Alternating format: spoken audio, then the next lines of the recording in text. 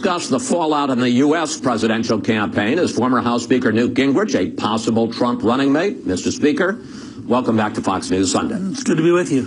Donald Trump is drawing parallels between Brexit and his campaign here in the U.S., but that was a vote about a bureaucracy in Brussels, not a choice between two candidates. And also, the number of minority voters is twice as high, about 25% versus 13% in this country as opposed to Great Britain. Aren't there big differences?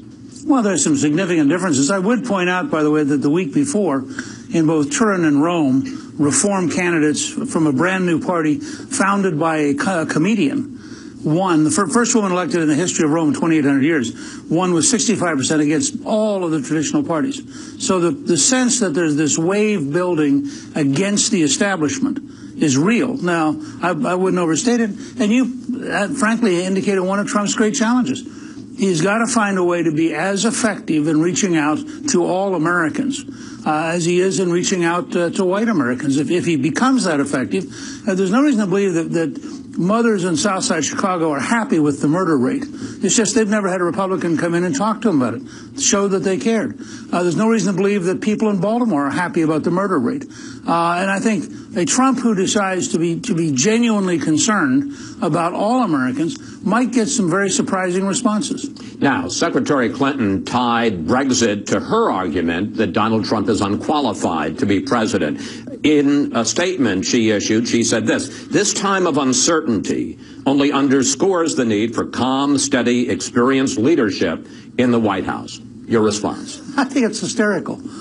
She was wrong on Brexit.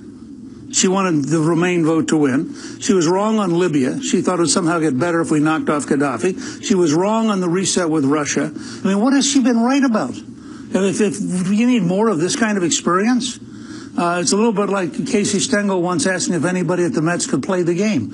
I mean, there's no reason to believe that Hillary Clinton's experiences qualify for anything except retirement. But isn't there an argument that it's better to be experienced than inexperienced? Experienced failure? She's experienced at going to Goldman Sachs to make secret speeches for lots of money. They're experienced at having secret meetings while she was Secretary of State. I think 170 have now been unearthed by the Associated Press that were secret meetings with donors. She's experienced at being part of the most corrupt system we've ever seen. But I don't know that that's the kind of experience that this fall is going to work very well. Now, Clinton tore into Trump this week on the economy the same way that she tore into him on foreign policy last week. Here's a clip. So let's take a look at what he did for his business. He's written a lot of books about business. They all seem to end at chapter 11. Given Trump's business record, given the fact that his tax plan, by independent analysis, would add $10 trillion to the national debt over 10 years, doesn't Clinton have plenty to attack when it comes to Trump? Look, she'll make a lot of allegations, but let me just give you one fact from the Director of National Intelligence.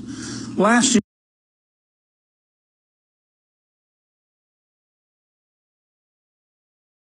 by the Director of National Intelligence staff, is that the Chinese stole their weak economy, and we were fine.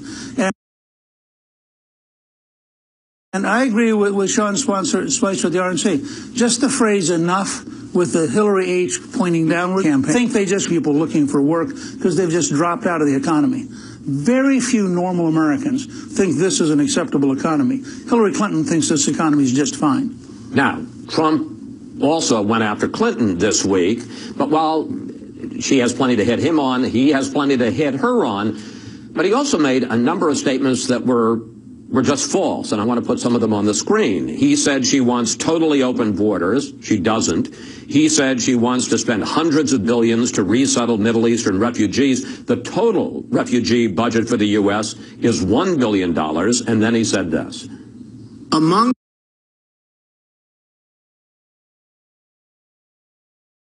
victims of our late ambassador, Chris Stevens, I mean, what she did with him was absolutely horrible.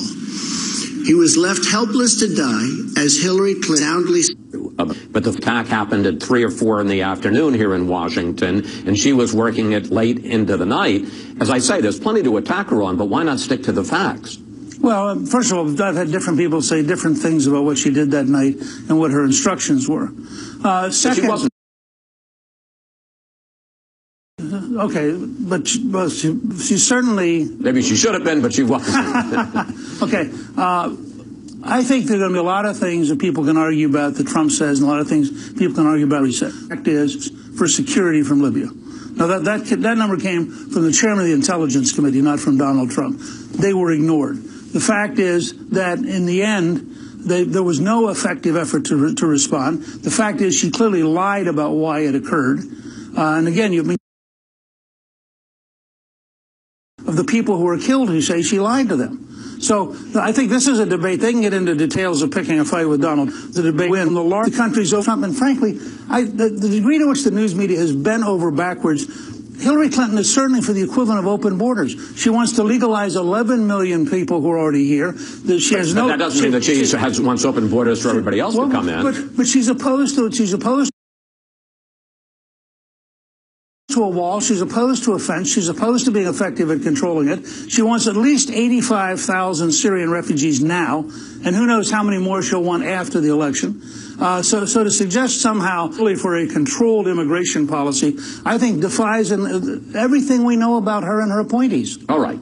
On a trip this weekend to Scotland, Trump seemed to flip on two of his major policies. I'm going to talk about both of those.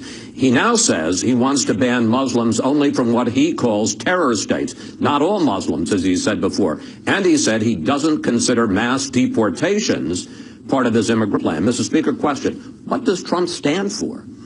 I think he stands for an evolving process of trying to come to grips with really big problems. But does evolving mean that what he said last week doesn't stand this week? It may evolve as the facts evolve and as he learns more. I mean, this is a guy who was never in public policy until June of last year. And over the last year, he has learned a great deal. Sometimes he's been flat wrong, and you know I've been very tough on your show when I thought he was flat wrong. And he has changed things as he's learned more. He'll keep changing. But the core direction difference is enormous. He does one. By the way, I would apply a test for Sharia and a test for loyalty to ISIS rather than a geographic test, because we're finding people all over the world who are dangerous to us.